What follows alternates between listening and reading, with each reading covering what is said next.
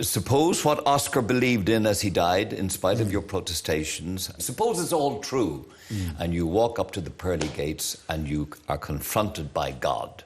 What will Stephen Fry say to him, her, or it?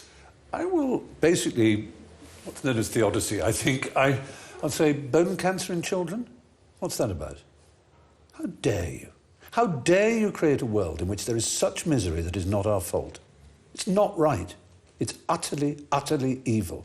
Why should I respect a capricious, mean-minded, stupid God who creates a world which is so full of injustice and pain? That's what I'd say.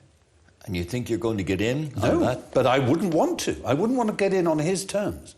They're wrong. Now, if I died and it was Pluto, Hades, and if it was the 12 Greek gods, then I would have more truck with it, because the Greeks they didn't pretend not to be human in their appetites and in their capriciousness and in their unreasonableness. They didn't present themselves as being all-seeing, all-wise, all-kind, all-beneficent.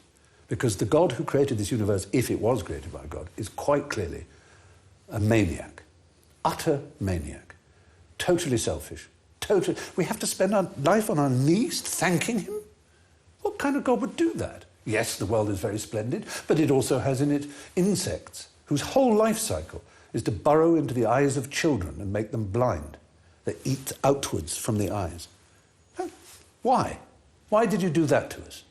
You could easily have made a creation in which that didn't exist. It is simply not acceptable. So, atheism is not just about not believing there's a God, but on the assumption that there is one. What kind of God is he? It's perfectly apparent that he is monstrous, utterly monstrous, and deserves no respect whatsoever. The moment you banish him, your life becomes simpler, purer, cleaner, more worth living, in my opinion. That sure is the longest answer to that question that I ever got in this entire series.